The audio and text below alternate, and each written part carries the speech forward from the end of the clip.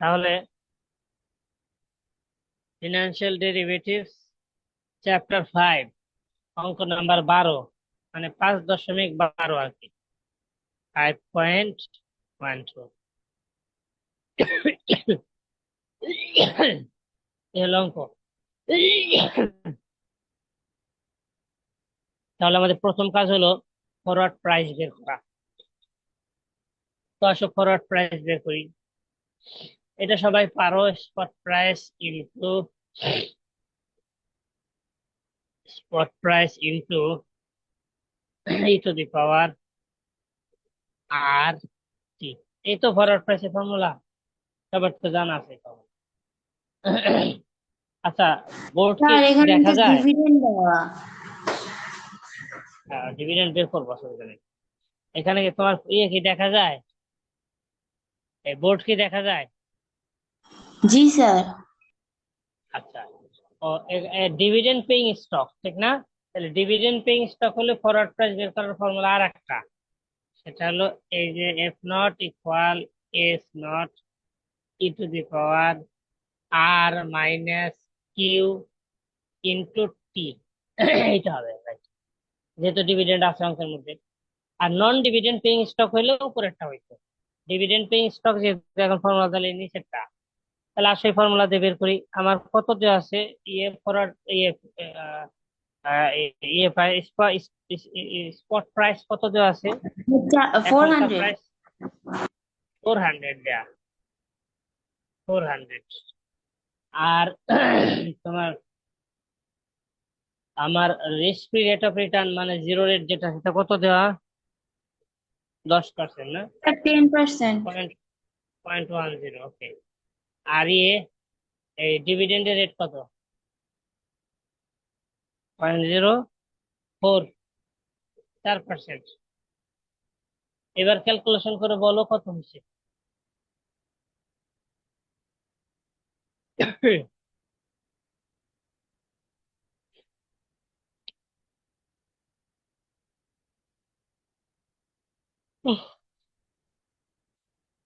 কত হয়েছে?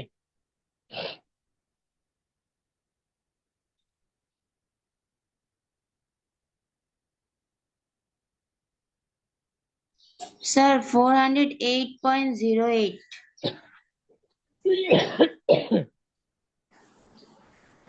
তাহলে হয়েছে হলো 408.08, তাই তো? স্যার 408.08 এটা বেরোয়েছে। তাহলে দেখো, ওরা আমাকে ডেলিভারেবল প্রাইস বা ফরওয়ার্ড প্রাইস একটা দিয়ে দিছিল প্রশ্নের মধ্যে। ওরা দিছিল কত? ওরা দিছিল হলো এই 405। দেখো, 4 মান্থ, 4 মাস পরে যেটা, এটা তো আমি তো টির মান লিখি নাই। টির মান হলো 4 মাস ছিল না, 4/12। তোমরা তো কিছু বলো নাই, টির মান তো লেখা হয়নি। হ্যাঁ, দেখো,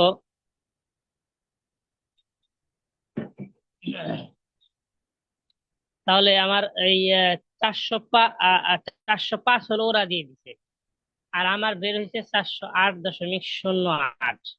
তাহলে এখন তুমি আমাকে বলো, ওরা যেটা দিল সে আর আমি যেটা বের করলাম, তা আমারটা তো বড় হয়েছে। তা আমারটা যদি বড় হয় তাহলে actual future price is only 405। ওরা দিয়ে দিছে ওইটা অ্যাকচুয়াল, ওরা যেটা দিয়ে দিবে ওইটা অ্যাকচুয়াল। আর আমি যেটা বের করব সেটা হলো ক্যালকুলেটেড। মনে রাখবা, আমি যেটা বের করছি সেটা হলো ক্যালকুলেটেড, আর ওরা যেটা দিয়ে দিবে সেটা হলো অ্যাকচুয়াল। তাহলে আসলে বলে লিখবো এবার আমরা, the actual future price is only 405, 405। তাহলে এই যে 405 আর 408 হইলো, আমার ক্যালকুলেটরটা বেশি হইলো। তাহলে এখন কি ইমপ্লিকেশন আসছে এতে?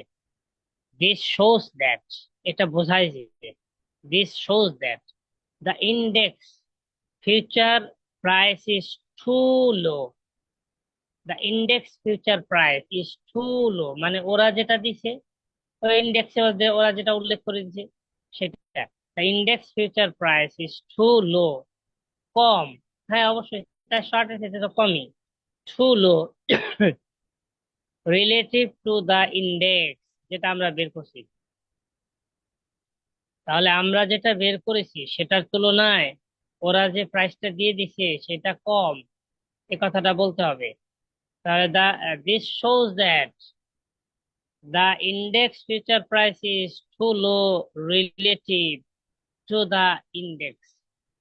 তার মানে ইন্ডেক্সে যে প্রাইসটা 405 টাকা দেওয়া আছে, এটা আসলে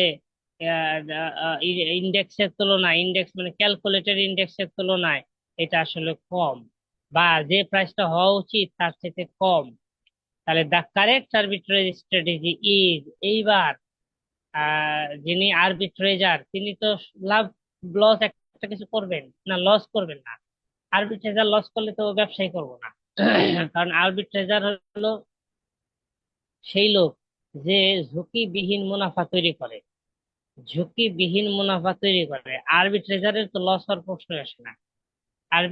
আরবিট্রেজ থিওরির মূল বিষয় তো যে সে ঝুঁকিবিহীন মুনাফা করবে। যদি ঝুঁকিবিহীন মুনাফা না করতে পারে সে সেখানে তো যাবেই না। তাহলে এখানে আরবিট্রেজার লাভ করার জন্য কি করবে? বাজারে তো দাম, বাজারের দাম তো মানে বাজারের দাম মানে ওরা যে দাম দিয়ে দিছে সেই দামটা কম, আমি যেটা বের করি সেটা তো বেশি। তাহলে ওরা যদি কম, ওদেরটা যদি কম হয় আর আমারটা যদি বেশি হয়, তাহলে আমি আমি আরবিট্রেজার, আমি সিদ্ধান্ত নিব দুইটা।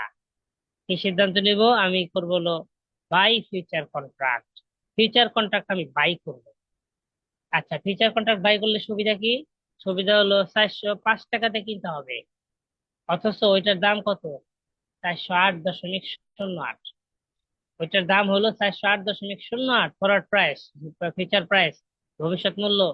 অথচ আমার কাছে ওরা বেচতে চায় 405 টাকা করে, চুক্তিতে 405 টাকা লেখা আছে। তাহলে আমি বলবো ওকে, আমি আমি বায়ার, আমি বাই করবো। আর যদি দাম কম হইতো, 405-এর কম হইতো, 400 টাকা হইতো বা 402 টাকা 3 টাকা হইতো, তাহলে আমি করতাম সেল, আমি তখন সেলার হয়ে যেতাম। তাহলে মানে 405-এর কম না, এটা বোধহয় ভুল বলছি, এটা হলো 408-এর চাইতে যদি বেশি হইতো, অর্থাৎ যে দামটা ওরা দিয়ে দিছে 405 দিয়ে দিছে, ওখানে 405 না দিয়ে ওরা যদি দিয়ে দিত 410, তাহলে আমি তখন করতাম কি, বাজারের দাম বেশি আর আমি ক্যালকুলেশন করে কম দাম বের করছি, তখন আমি সেলার হইতাম। বাজারের দাম বেশি, বেশি দামে তো আমি বেচতাম। বাজারের দাম মানে হলো চুক্তি মূল্য, ফরওয়ার্ড প্রাইস। এখানে এখানে বাজার দাম যতবার বলবো, বাজারের দাম কিন্তু আলাদা কোনো নাই। যতবার বাজারের দাম বলবো ততবার তুমি বলবা এটা স্যারে বোঝাইতেছে হলো চুক্তি মূল্য, ফরওয়ার্ড প্রাইস। ওই অপশন বোঝাইতে বোঝাইতে ওই বারবার বাজার মূল্য বলতে থাকে। আসলে বাজার মূল্য না, আসলে হলো ফরওয়ার্ড প্রাইস। তাহলে ফরওয়ার্ড প্রাইস যদি 408-এর চাইতে বেশি দেওয়া থাকতো, তাহলে আমি সেলার হইতাম। এখন ফরওয়ার্ড প্রাইস 408-এর চাইতে কম দেওয়া, 405 দেওয়া, তাহলে আমি হব বায়ার। এই দেখো, দা বাই ফিউচার কন্ট্রাক্ট। আর শর্ট করবো কি? Short the shares underlying of the index. এই দুইটা কাজ করবো। আর তাই শেষ। কারণ ওরা আমাকে বলছে what arbitrage opportunity does this create, এখানে আরবিট্রেজ অপরচুনিটি ক্রিয়েট করবে কিনা, করলে সেটা কেমন, করলে সেটা কি কি করতে হয়, স্ট্র্যাটেজিটা কি, স্ট্র্যাটেজি দুইটা বলে দিলাম। আমি প্রফিট বের করি নাই, প্রফিট আমাকে বের করতে বলে নাই, করিও নাই। বুঝছো?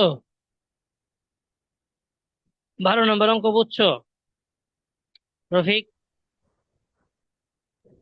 জি স্যার। আচ্ছা, কারো প্রশ্ন আছে এখানে? নাই? কেউ কোনো কথা বলতেছো না, তার মানে নাই। তাহলে 14 নম্বর অঙ্কটা পড়ে আসো। 14 নম্বর অঙ্কে বলতেছে দা 2 month interest rates in Switzerland and the United States are 2% and 5% per annum। বছরে 2% আর হলো 5% কি এই সুদের হার সুইজারল্যান্ড আর ইউনাইটেড স্টেটস এর respectively with continuous compounding. continuous compounding, with continuous compounding. The spot price of the Swiss franc is $0.8000. তাহলে spot price মানে এখনকার দাম। এখন 1 সুইস ফ্রাঙ্ক দিয়ে $0.800 পাওয়া যায়, অথবা $0.800 দিয়ে 1 সুইস ফ্রাঙ্ক কেনা যায়। 1 সুইস ফ্রাঙ্ক কিনতে লাগে হলো $0.8000, এটা লাগে। The future price for a contract deliverable in 2 months is $0.8100.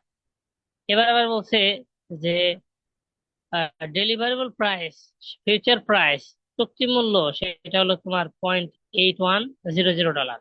1 Swiss Frank সমান এটা। আর এই কোটেশন দেখে বলো তো কোন কারেন্সির দাম কমছে আর কোনটা বাড়ছে, বলো তো। ফিউচার প্রাইস আর স্পট প্রাইস দেখে বলো।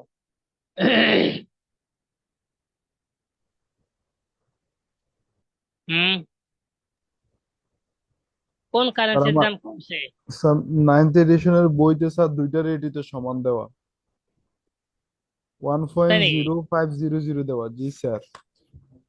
স্পট প্রাইস এবং ইয়ে ফরওয়ার্ড প্রাইস দুইটা সমান দেয়া? জি স্যার। আবার হচ্ছে আচ্ছা, ইন্টারেস্ট তারপর এখানে ক্যালকুলেশন করে কত বেরিয়েছে না এডিশনের বইতে? স্যার 1.0518। 150, 1.0518। আর ওয়ান হচ্ছে পয়েন্ট স্পট জিরো রেটের ফরওয়ার্ড ফাইভ ফাইট ওয়ান দেওয়া হচ্ছে স্যার 1.0500। তাহলে বেশি আসছে না, জি মানে স্যার। ক্যালকুলেশনটা বেশি আসছে। জি স্যার। আচ্ছা, ক্যালকুলেশনটা বেশি আসলে ওই যে সিদ্ধান্ত নিবা, ওইটা এই যে আমি যে কিছুক্ষণ আগে যে অঙ্কটা করালাম 12 নাম্বার, 12 নাম্বারেও ক্যালকুলেশন প্রাইস বেশি আসছিল। ক্যালকুলেশন প্রাইস বেশি আসলে সিদ্ধান্ত নেওয়া হলো ফরওয়ার্ড কন্ট্রাক্টটা বাই করবা আর স্টকটা সেল করবা। একটা জি স্টক স্যার, সেল করবা এখানে আর এটাই ফরওয়ার্ড বলছে কন্ট্রাক্ট। স্যার নিচে। ওইটাই বলছে, হ্যাঁ ঠিক আছে, হতেই পারে, ওটা সমস্যা নেই।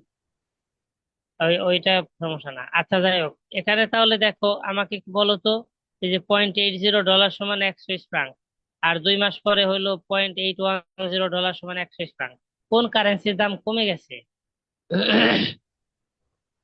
Sir dollar. ডলারের দাম, রাইট, ডলারের দাম কমে গেছে। তাহলে আমরা বুঝলাম যে আগে $0.80 দিয়ে পাওয়া যেত 1 সুইস ফ্রাঙ্ক, এখন আরো বেশি ডলার গুনতে হইতেছে, $0.8100 দিয়ে আমাকে সুইস ফ্রাঙ্ক পেতে হচ্ছে। তার মানে ডলারের দাম কমে গেছে। এবার ওরা আমাকে বলছে what arbitrage opportunities does this create, এবার কোন ধরনের আরবিট্রেজ অপরচুনিটি ক্রিয়েট করবে। আচ্ছা, এখানে দুইটা সুদের হার আছে, একটা হলো 2 month, the 2 month interest rate of Switzerland and United States. তাহলে আমরা যে ফরওয়ার্ড প্রাইস বের করব, সেই ফরওয়ার্ড প্রাইস বের করব ওই যে ডিভিডেন্ডের যে ফর্মুলা আছে না, ওই সিস্টেমে। হ্যাঁ, তখন আমি কিন্তু আর ওই আর মাইনাস কিউ এই কথা লিখবো না, আমি লিখবো দুইটা তো সুদের হার, দুইটাই তো জিরো রেট। তখন আমি লিখবো R1 - R2। R1 দ্বারা যা বোঝাইছি কি, R2 দ্বারা বোঝাইছি কি, সেটা পাশে লিখে দেবো। একটা আমেরিকার সুদের হার, একটা এইভাবে করো সুইজারল্যান্ডের সুদের হার। স্পট প্রাইস, ইন্টু E⁻, আর হলো দুইটা, তাহলে একটা R1 লিখলাম মাইনাস আর একটা R2 লিখলাম, দুইটা আর স্যার ইন্টু আর এফ টাইম। আর আর এইচ লিখলেও তো হয়, ডলার তো হোম কারেন্সি। আর হচ্ছে হ্যাঁ, হয় হয় উম, হয়, হ্যাঁ হয়, হবে। তুমি লিখতে পারো R is - RF, হোম কারেন্সির ইন্টারেস্ট রেট মাইনাস ফরেন কান্ট্রির ইন্টারেস্ট রেট। হ্যাঁ, হবে হবে। ওইটা তাহলে পাশে লিখে দিও, চাইল দাও তুমি সেটা লিখে দিবা। আচ্ছা আসল তাহলে মানটা বসাই। স্পট রেট দেওয়া আছে হলো $0.8000, তাহলে 0.8000 এই ডলার, এত ডলার দেওয়া আছে। কারেন্সি চিহ্ন দিতে ভুলে যেও না। E⁻, আর ওয়ান কত, বড়টা আগে লিখবা, বড়টা হলো 0.05, 5%, স্যার 0.05। 0.2 তো। হ্যাঁ হ্যাঁ, স্যার আমাদের এখানে 1% আর 2% দেওয়া। ইউনাইটেড আর স্টেটের তো 2% দেওয়া। যেটা বড় ওইটা আগে লেখো। আমার এখানে লেখা হলো 5% আর হলো 2%, আর একটা হলো 2%। যেটা বড় সেটা আগে লেখো। ইন্টু টাইম, কয় মাসের অঙ্ক? 2 মাস না? হ্যাঁ, 2 মাসের অঙ্ক। তাহলে 2/12। এটা ক্যালকুলেশন করে বলো কত হয়েছে। ক্যালকুলেশন করো, ক্যালকুলেশন করে বলো কত হয়েছে।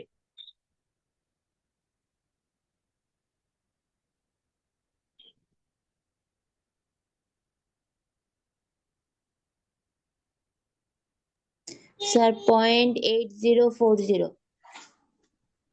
0.8040। সবাই লেখো।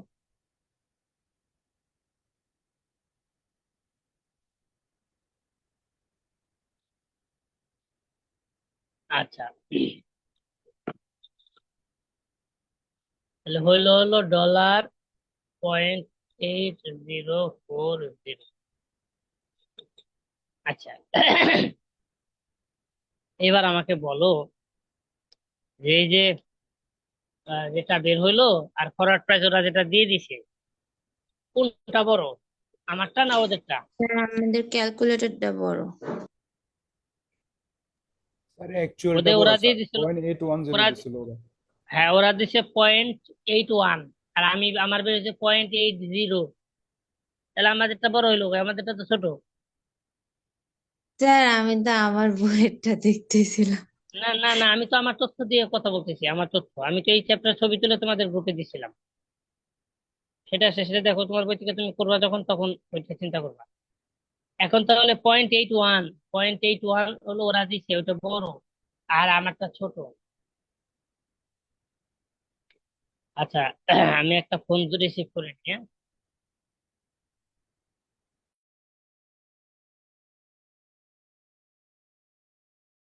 আমাদের গ্রুপে দেওয়া হয়নি।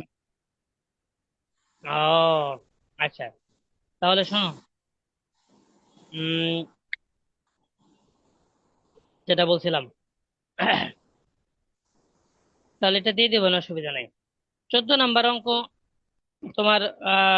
তাহলে তুমি সিদ্ধান্ত নিতে পারলা তো, যে যেহেতু ওরা প্রাইসটা বেশি দিছে, ওদের প্রাইসটা মানে ইন্ডেক্সে আছে হলো 0.81, আর আমি ক্যালকুলেট করে আমার বের হলো 0.80, তাহলে আমি এখন কি সিদ্ধান্ত নিব? আমি সিদ্ধান্ত নেব হলো এই উম, যেহেতু বেশি দাম বাজারে ওই সময়ের পরে হবে, তাহলে arbitrageur, arbitrageur should buy Swiss francs. তাহলে সুইস ফ্রাঙ্কস সে বাই বাই করবে। Arbitrageur should buy Swiss francs and short Swiss francs futures. এখানে কিন্তু একটু ভিন্ন বিষয় আছে, কারণ কারেন্সির কথা তো। কারেন্সির কথার কারণে আমি কিন্তু আগে আমার কি হয়েছিল, 12 নম্বর অঙ্কে কিন্তু ক্যালকুলেটেড প্রাইস বেশি হয়েছিল, ঠিক না? 408 হয়েছিল। তারপর আমি বলছিলাম কি, বাই ফিউচার কন্ট্রাক্ট, কথা বলছিলাম না? এখন কিন্তু ক্যালকুলেটেড প্রাইস আমার কম হইলো, তারপরে আমি বলছি কি, আরবিট্রেজার শুড বাই সুইস ফ্র্যাঙ্কস। এটা মানে কারণটা কি? কারণ হলো সুইস ফ্র্যাঙ্কের দাম কিনতে হবে আমাকে কত করে? কিনতে হবে হলো আমাকে এই পয়েন্ট 0.8100 এই রেটে কিনতে হবে, ঠিক না? তাহলে 0.8100 এই রেটে এত ডলার দিয়ে এক সুইস ফ্রাঙ্ক কিনতে হবে 2 মাস পরে। আর আমি বের করে দেখলাম যে আসলে 0.8040 এই রেটে, এই রেট হওয়ার কথা। তাহলে যেহেতু আমার এই 0.8040 এই রেট হওয়ার কথা, কিন্তু ওরা আমাকে বলেছে 0.8100 এই ডলার দিয়ে আমাকে সুইস ফ্র্যাঙ্ক কিনতে হবে। তাহলে আমি যদি ভবিষ্যতে যদি আমি, অর্থাৎ 2 মাস পরে যদি আমি কি করি, আরবিট্রেজার হিসেবে সুইস ফ্র্যাঙ্ক বাই করি, তাহলে যে suggest that arbitrageur should buy Swiss franc and short Swiss franc future, আর ফিউচারে সে ই করবে, সেল করবে। তাহলে এখন সে কি করবে? এখন সে বাই করবে। এই যে বলতেছে যে this suggest that an arbitrator should buy Swiss francs, Swiss franc সে বাই করবে, অ্যান্ড শর্ট এবং সেল করবে সুইস ফ্র্যাঙ্কস ফিউচার, তাহলে ফিউচারে সে সেল করবে। তাহলে ফিউচারে সেল করলে ওই 0.810 করে পাবে, আর এখন বাই করলে 0.8